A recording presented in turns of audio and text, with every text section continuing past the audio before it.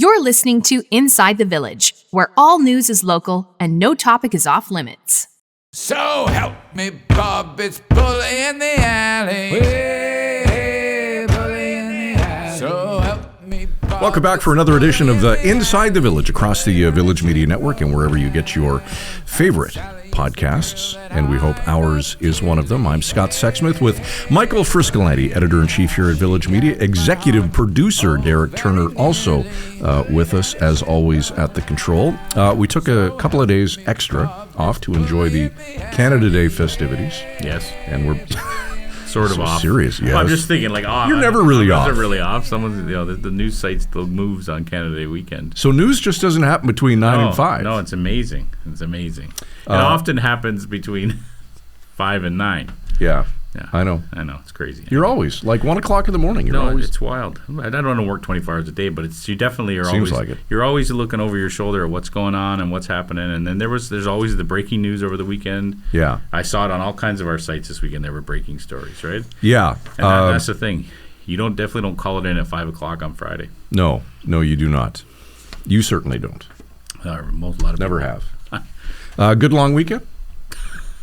Other than working. Yeah, and it was okay. We did not go see fireworks. We did try to enjoy a bit of Canada Day festivities. Yeah, it was nice. It was all right. Is it just me, or with fireworks, once you've seen them, 10 times, are they not? Well, it's the anti-firework movement has started, right? You see, they're like they're doing drone shows now instead of fire. In Sudbury, you they see just the had stories one. about how your dog hates fireworks and watch out. And there are also people who are sensitive to. I acknowledge Absolutely. that as well, right? You're sensitive to that noise. I know I'm sensitive to it when I'm in bed trying to sleep. Yeah, exactly, because you're in bed at 7. Not 7, but I've noticed since I've gotten older, like come 9:30, I'm like, okay, really, I'm done. That's funny. Yeah, because it's still the sun's still out at 9:30. Yeah, makes it tough. But no, we didn't go. But there is. I do feel like I think Sudbury did a drone show. Just right? read that. I think did Timmins do one too? I think they may have. Yeah, so I feel like it's like they're going the way of the cigarettes fireworks. They're going to be 10 more years, and they're not going to be firework displays anymore. Yep. Great Canada Day. I mean, unless you work in the senior leadership department at WestJet, or you were flying on WestJet or supposed to fly on WestJet. That's awful. It is crazy, right? Over 1,000 flights. That's why I said just don't go anywhere, Scott. I've said this to you 100 times. Just stay home, man. Rest. But how many? These poor people. So many stories I read. Dream trip, family vacation, ruined. A text message literally like 3 hours before you're supposed to take off. But when you're traveling, it could be a labor strike, it could be just weather, it could be whatever the heck Air Canada decides at that moment. The odds of you getting a text that's screwing up your trip are about half and half. I know. Well, they are, yeah. Right? So, what? It's not like you should be shocked that. But usually it's Air Canada that you're used to hearing those stories from, not WestJet. Well. So you think your weekend was busy. Imagine Gabor at Air Passenger Rights Canada. Imagine how his weekend was. He didn't see any fireworks. He did not see any. He's still trying to crawl out from underneath the complaints. Okay, coming up on the show today, we're going to talk super agers. We'll get to that in a sec, but let's get to the first word to Frisco, and let's start with the supervised consumption site in Timmins. I think the last one in Northern Ontario, closing as of July 1st. July 1st, we've seen this happen in Sudbury already. This is a subject we've talked about on our show multiple times. The reason why these facilities exist, the benefits they serve, and the fact that Northern Ontario, as we know, is the opioid crisis is raging here worse than anywhere else in Ontario per capita. Mm-hmm. We see the most deaths per capita in northern communities and compared to other places in Ontario. The spot in Sudbury closed. Remember, we had the executive director from the spot. Absolutely. On here. Now, the one in Timmins, as of July 1st, has shut down. They've been trying here in the Sioux to get one for years. That plan is as cold as can be because everyone's still waiting on what the Ford government's decision is going to be on their review of supervised consumption sites. But clearly, this government has decided that these are not something that they're interested in funding. They don't see the value in them. It is a shame for people who work on the front lines who understand the value of these facilities. So this is definitely something that's going to continue to be in the headlines. Absolutely. Okay, to Barrie, and a lawsuit has now surfaced following just an absolute tragedy that took the lives of 6 kids several months ago. Yeah, we remember this was a tragic story of 6 young people who died in a car accident near a construction site. Their car went into what this lawsuit describes as a trap. It was a big hole. it fell quite a distance. This was in the headlines last year. It was a big story, like we said, very tragic. And inevitably, this kind of stuff happens. The lawsuits happen. And this is kind of, this is the nature of the beast. This is what we do as reporters. Our team at Barrie today, Bob Bruton in particular, discovered that there was a lawsuit filed, pulled the records, and it was the family of one of the young victims has filed a multi-million-dollar lawsuit against many defendants, the construction company, the city of Barrie, some other defendants, alleging, like I said, multiple times in the statement of claim that this was a trap, this area, that it wasn't properly barricaded. Right. And, Scott, this is what happens, right? Oftentimes tragedies lead to lawsuits, and, and there's going to have to be some negotiations. If it ever gets to trial, I guess we'll see. But I can't imagine, the families who go through things like this, because, the lawsuit may be important for them to get some answers and get some genuine compensation that they probably deserve. But it doesn't change what happened, right? And that's always the tragedy with these stories. But our team in Barrie, they did a good job uncovering this, reporting on the fact that it existed. It's important for the public to know that that's the next phase, and maybe some answers will come out in the course of that lawsuit. Let's hope. Okay, and finally, to Sault Ste. Marie and former NHLer, 96-year-old Marty Pavlich passing away. Yeah, it's a sad story, but a pretty wonderful story, because I had forgotten who Marty Pavlich was, but he was the second oldest living NHLer, right, next to another guy from the Sioux. What's his name? Wojcik, I forget it. 101 years old. I think NHL Film just did a piece, like a little documentary on him. But there's another fellow Siouxite who's 96 but was living in Montana for years and years. He played for the Red Wings in the era of Ted Lindsay and Gordie Howe, won 4 Stanley Cups, right? And he was beloved by his teammates because he was, the guy who nobody worked harder than this guy. He wasn't a star like Howe or Lindsay, but nobody worked harder than this guy. Ended up going into business with Ted Lindsay later in life. They had like a plastic company or something related to the auto firm in Michigan, the auto sector in Michigan. Sure. Did well, was skiing and golfing till his mid-90s. Awesome. Just an unbelievable story. And a lot of the hockey world definitely mourning his loss. But this kid, born in Northern Ontario, drafted at 15, headed down to Galt, like in the Cambridge area, played junior hockey there. There's actually, what I loved about this little obituary we ran as well is that the family had a beautiful photo of him just giving a thumbs up. And they told us that this photo was taken like 19 days before he died, right? He was on a golf course, just looking great. And I thought to myself, man, if you can live to be 96 and be playing golf in the month before you die, and you've won 4 Stanley Cups, life is good, man. Life is pretty good, man. 96. He would be categorized as a potential super ager. I think he'd fit perfect into what we're going to talk about today. He would have to be a super ager. He would have to be 96, still playing golf. Yeah. 4 cup rings. Yeah. That's awesome. Sharp as a tack, still giving media interviews into his 90s, really sharp. Yeah. So that's what we're going to talk about today. We are going to talk super agers with the assistant professor at Western, Dr. Angela Roberts. So correct me if I'm wrong, super ager, somebody who is at least 80 years of age or older, but their brain functions 20 or 30 years younger. Yeah. Is that correct? Yeah, and there's a lot more research. There's been some reports on it lately. There's a lot more research being done by Dr. Roberts with a team of U.S. researchers as well to try to figure out what makes these quote-unquote super agers tick and what makes this person more capable into their 80s than, say, someone else. And we've talked on this show about dementia and those issues as well, right? Sure have. So this is kind of the other end of that discussion.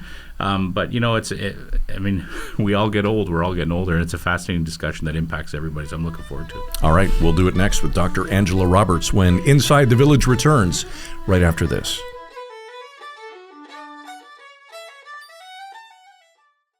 Reporters, editors, and journalists who go the extra mile to get the story and get it right. Go behind the scenes with those who cover the stories that matter most to you and your community. Look for it in the Village Features section of your favorite Village Media website across Ontario. I was drowning in debt, feeling hopeless. Then Ontario-wide Financial turned my life around. Ontario-wide cleaned up my credit and gave me the help I needed. Now I'm starting fresh. Don't wait. Your fresh start is just a call away.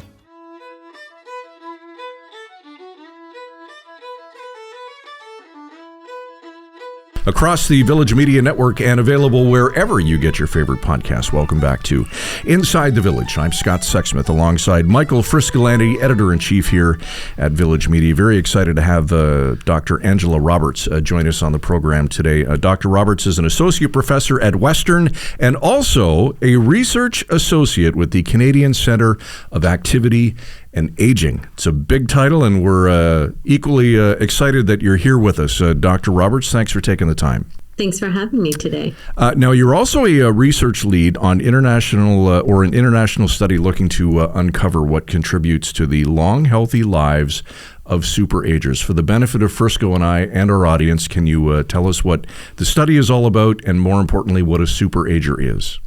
I can. So I always start by saying superagers are phenomenal people. So that's the first definition. But the way we define superagers, there's lots of ways that people think about exceptional aging and longevity.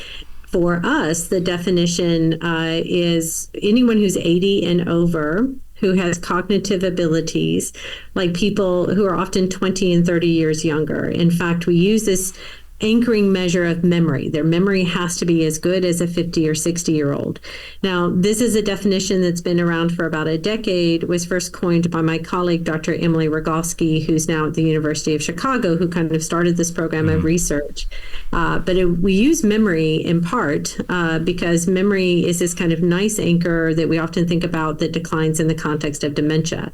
So if you have memory as good as someone who's 20 or 30 years younger than you when you're 80, you're probably in pretty good shape in terms of lower risk of developing dementia. That's wild. How do you measure that, Professor?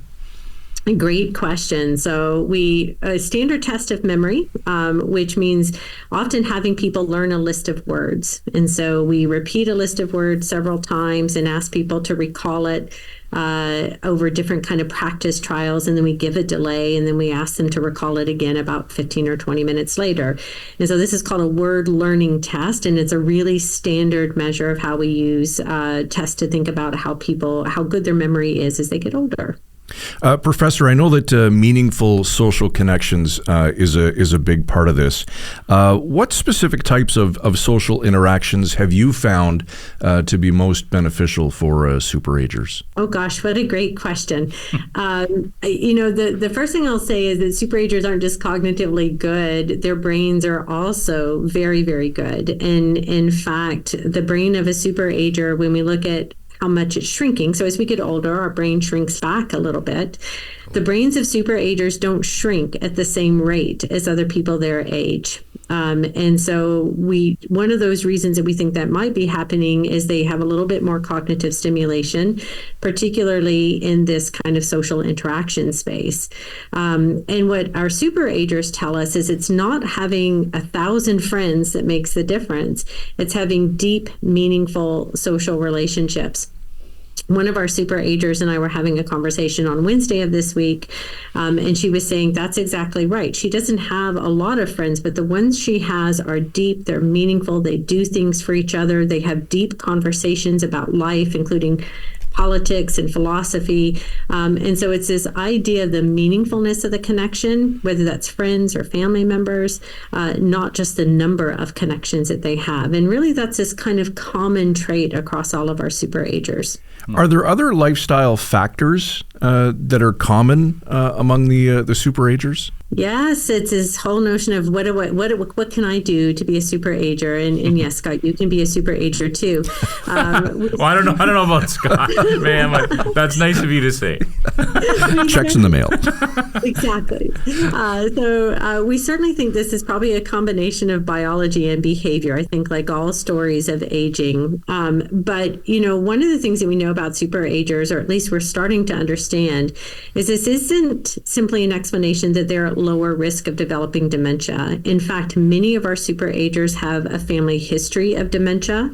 Many of our superagers actually carry some of the, if we think about genetic risk for developing dementia, we know there's some genes that are more likely to contribute to developing dementia. Our superagers have some of those genes. In fact, we have superagers who are 100 years and older who actually carry genetically a very high risk of developing dementia, but have never done so. So part of this is genetic for sure, but it's not all genetics. Lifestyle certainly plays a factor. And we were just looking at some of our lifestyle data about an hour and a half ago, in fact, with our team. One of the ways that we get this data is that we have people wear wearable sensors at home, and we follow them around for 2 or 3 weeks. We look at how well they're sleeping. We look at how much exercise they're getting.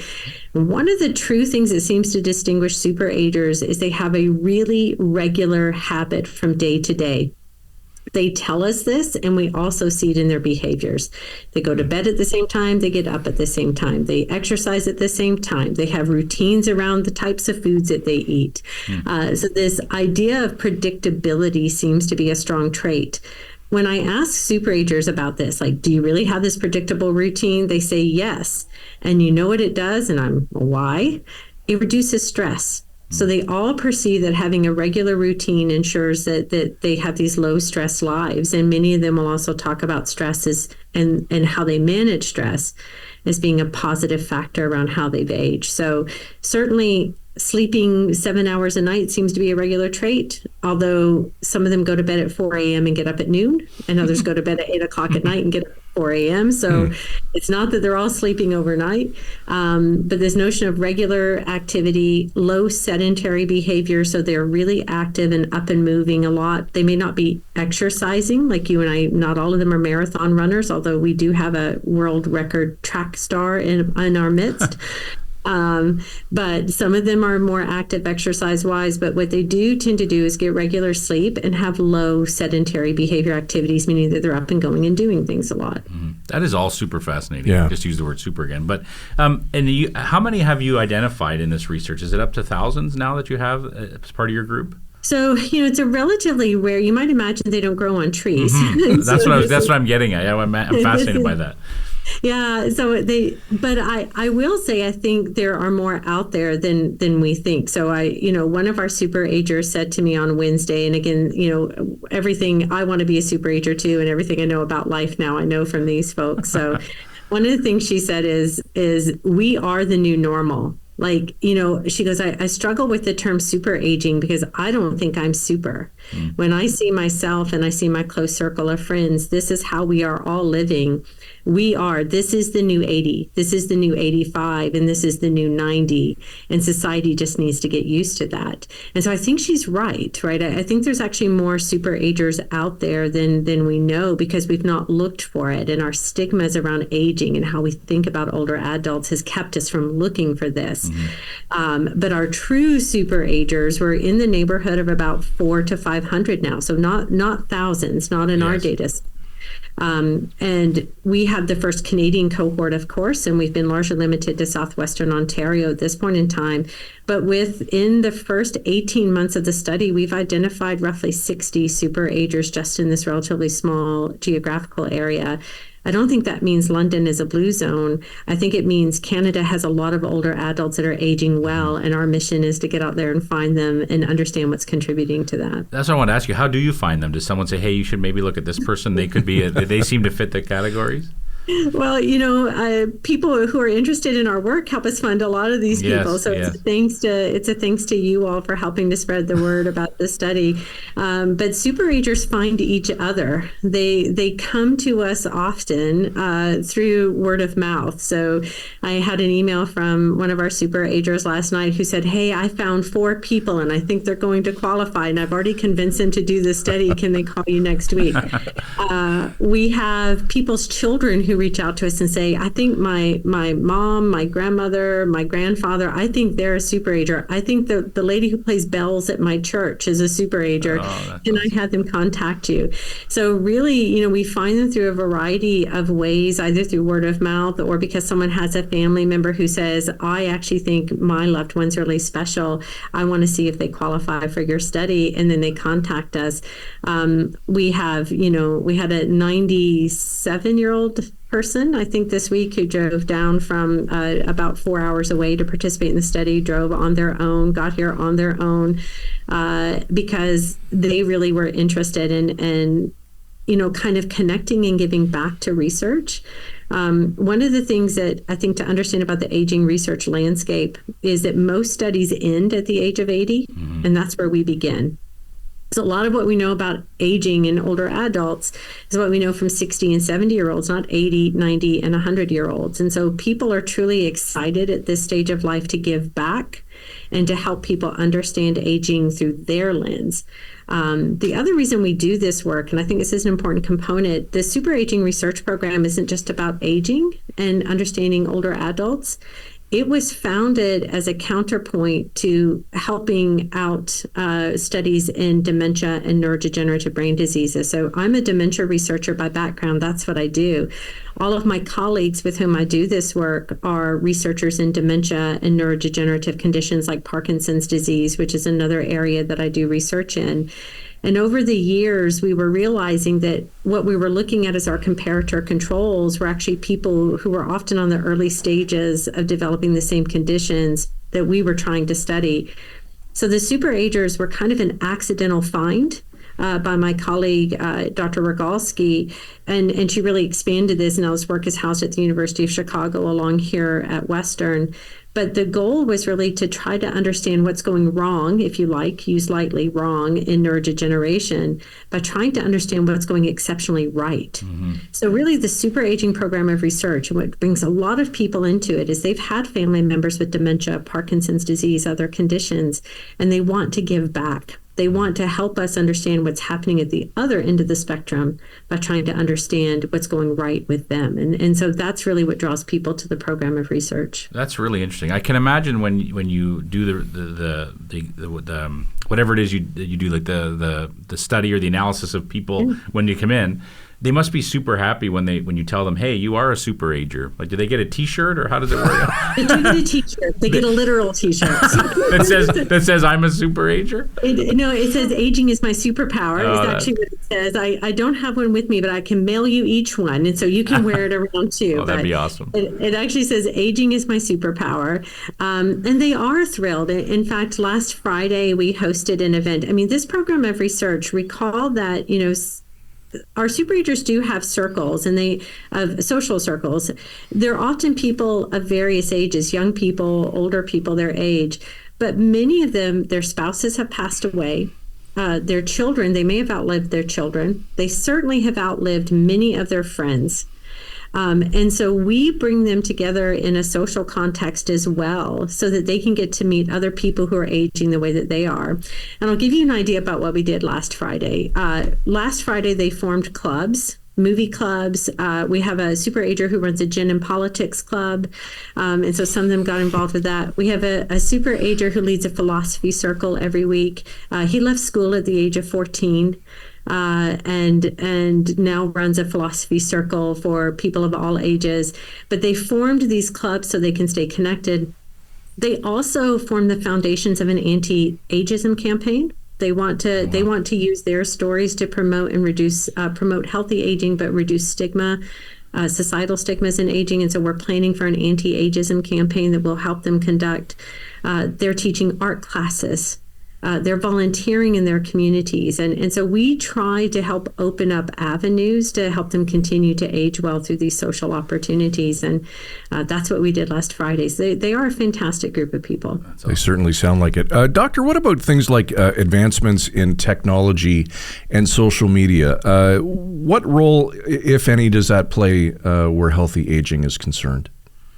That's a really good question. We have, not necessarily here in our Canadian cohort, but at our cohort at the University of Chicago, we actually have an aging influencer who's in that community, who spends a lot of time on social media promoting aspects of healthy aging, bringing older adults together. So much of what we're doing, when we had our Friday event and we draw everyone together, she's doing that in a virtual space, so that older adults from around the world who may find themselves in a position of aging well, but not necessarily having a lot of contemporaries around them who are aging in the same way, can come together.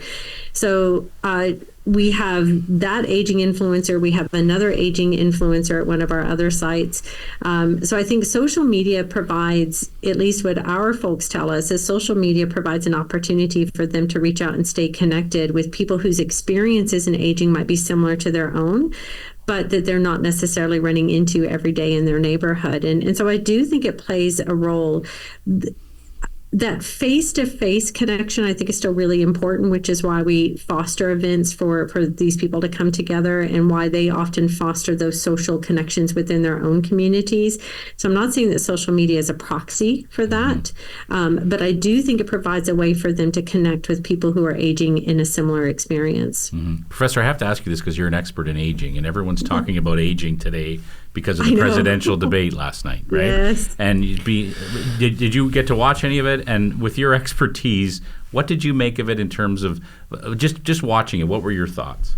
Yeah, I did watch part of it. I will stay out of the politics of it a little bit, but I think I'm going to take this from a different angle. What I observe, and I think I observe this a little bit societally, is many of us will have good days and bad days, and we all, I'm sure you have a bad day where your program doesn't go exactly as intended. This is the first time it hasn't. This is the first time it's gone well. Yeah. Sorry to cut you off, Professor. Go ahead. No, it's right. But no one looks at us on a bad day and assumes we're incompetent at our job. And so this is not a political statement toward either candidate. I think we offer very little grace and forgiveness to older adults. We operate by an assumption of their incapacity versus their capacity. I will agree, last night was a challenging performance to watch on both sides and for different reasons. But it doesn't take away from the fact that we have to be aware that how we're looking at this problem is through a line of stigma. We're looking at it through a lens of an assumption of incompetence versus competence. And I'll remind us that older adults deal with this every day. They encounter, our super agers, who if you walked into a room, you might not know they're 95 and 100 years of age. But they still face this on a daily basis. In fact, Canada has an ageism problem. We know that. Stats Canada has collected these data. So not only do we have a society of where one of the largest growing cohorts are people 80 and over, and particularly people 85 and older, but we have a societal bias toward viewing these people as not being able to contribute as much as they did, of a default standard of being incompetent or incapable. Nothing could be further from the truth, right? And so I think what I see when I watch things like that, my truth reaction was I was incredibly sad. But I was saddened by the assumptions and perspectives that I knew that people would take the next day, some of which may be grounded in truth and others that are grounded in stigma and bias. And it also motivates me and reminds me why, in addition to the scientific and biological discoveries it will make in this science, in addition to thinking about how we advance theories of complexity, hypotheses, and aging, all these kind of technical aspects that we're doing, one of the most important things we're doing is resetting the mindset on aging and providing positive role models for aging. That's not to say that I think everyone should be a super ager, and not everyone will be a super ager, but if what we learn can help people age well no matter where they find themselves on this spectrum, whether they're living with dementia or they are a super ager, then I think we've done a lot to help older adults in society. And I think that's an important part of this research. All right. See, there is hope for us. Sometimes we just have an off day. That was amazing. That was a fantastic conversation. Yeah, Professor. and I love that perspective that sometimes it's just an off day and it's not, the whole overarching picture of how things really are. I always tell people, the first day that I'm perfect in this world, then I'll expect perfection of others. And that's kind of a mantra by how I operate my life and I operate my lab. But I think society is very intolerant of aging and older adults. Maybe it's our own fear of where we land in that space. I'll share one interesting anecdote, and this may or may not be relevant to the program, but I had one of our super agers say to me the other day that she wants to get back to teaching art classes. She did that previously with people who had dementia. And she found she was able to draw pre-COVID. And so then, COVID, a lot of those programs were disrupted. Now she's in her early 90s. And she said to me, I think I can do this uniquely differently than if someone who's 50 or 60, because at this stage in my life, I'm not afraid of developing dementia. I can be around people with dementia and people who might have challenges cognitively or physically.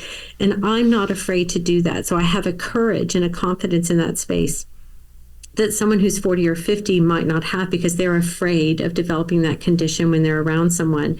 So I think there are unique spaces where these older adults who are doing very well, whether we're talking about intergenerational programming, inspiring people who are 18, 19, and 20, giving life lessons that they may not be exposed to otherwise, or actually treating and helping us manage some of these conditions in aging because they don't have that level of fear.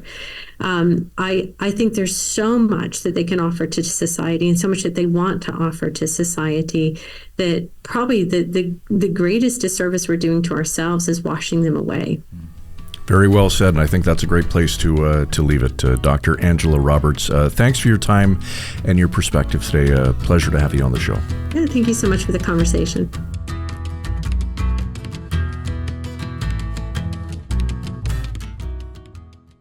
Last year, financial stress had me at my wit's end. I felt trapped and embarrassed that it had gotten so bad. I really felt I had nowhere to turn. That's when I called Ontario-wide Financial. Their home equity lending was a game changer for me. Despite my bad credit and being in a consumer proposal, they helped me get the cash I needed. Thanks to Ontario-wide Financial, I've started this year with hope, not stress. They gave me a fresh start, and they can do the same for you. Ontario-wide Financial, because everyone deserves a second chance. Reporters, editors, and journalists who go the extra mile to get the story and get it right. Go behind the scenes with those who cover the stories that matter most to you and your community. Look for it in the Village Features section of your favorite Village Media website across Ontario.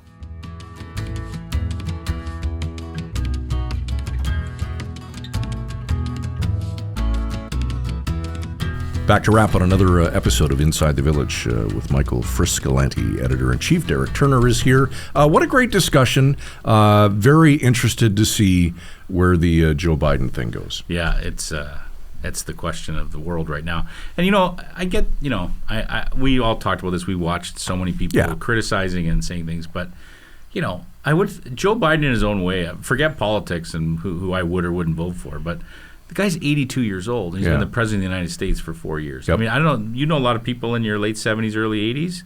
I wouldn't say a lot, but some. They could. There's none of them that could barely even go visit the White House for an hour. No. Let alone be the president for it. So, I don't know. I mean, he's definitely.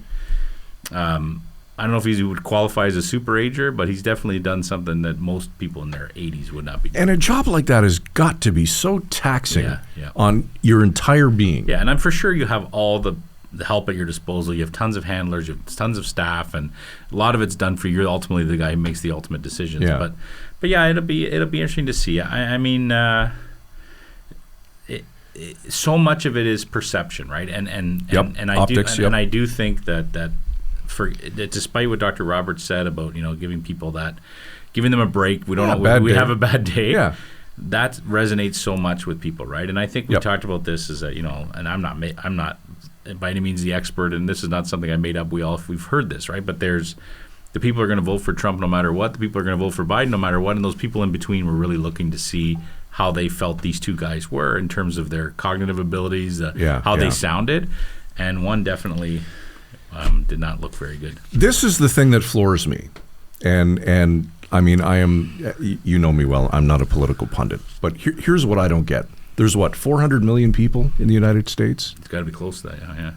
Out of all of those people, and let's cut that in half, 18 and over, call it 100 million. Out of 100 million people, Donald Trump and Joe Biden are your best two options. I know. Terrible. It really is. And then I think this will be the documentary we'll see a few years from now, will be the massive mistake that the Democrats probably made by not having Joe Biden exit a lot earlier. Like maybe saying, hey, you came in, you saved the day when the Democrats needed you to do that. You won the election. You beat out Trump. It's time for you to go into walk down the path, go into the sunset, and we're going to get someone younger in here for round two. Yeah. And I think they might, that might be the story they'll tell down the road. But you're right. I mean, it's hugely depressing to watch. Oh. It's awful. It's a gong show. It's a total. It really is. So I guess the next question is if he does step down, is it too little, too late? I mean, we're 17 and a half, 18 weeks away from election night in America. They still have the convention to go through, but is it too late? Well, this is the thing, and we're let's be full disclosure. We're not political pundits at all. I have no. John King, we are not. This is not CNN. Just to be clear. But I am. I guess you could say, well versed in how the news cycle works. Of course, right? And if a new person comes in and they catch that wave, and a couple big things happen, and people will long forget what happened 16 weeks ago, and they'll focus on what's happening now. I mean, it doesn't mean it's going to happen. I don't know. I wonder, too, if it's, again, that moment where Trump is just an unstoppable force at this point, right? That there's no one's going to stop him at this point, right? The fact that they were debating their golf handicap during a presidential national debate is mind-blowing. to me. I'm the first guy to talk golf. It Anybody who knows me knows that, but I know. really, it really was. It was a low moment, and you know, and I don't know. I'm gonna get in trouble for this, but I do. Like I always defend America. I love America. I think Absolutely. they were the beacon of everything that was right in the world: democracy, freedom, all those things that we love and respect. And when I go to the States, I still see and meet so many people that still embody those beliefs, and you know, they believe in all those things. But it seems to me there's more and more that just don't understand what America really is, what they stand for. So I'm totally going to get in trouble for saying that. But That's all right. It is Not with scary. me, you won't. It is, well, not with you. thank God we have no political issues here in Canada. Everything's just smooth sailing. Next week, Trudeau and Poilievre are coming on. Yeah. Oh, my, could you imagine? We'll set that up. The four of them in a room. That'd be great. I wonder who has the better handicap. I don't even know if JT or I don't know. Poilievre plays golf. That'll be our first question. All right, super agers. Are we going to make it? Not me, baby. You'll be a super. You're already a super ager. You're 80 now, aren't you? You're functioning like a 50-year-old. Isn't that what the definition was? Wow, that's somewhat hurtful. All right, let's pack up and head out for this week. That's enough of that talk. Don't forget where the door is.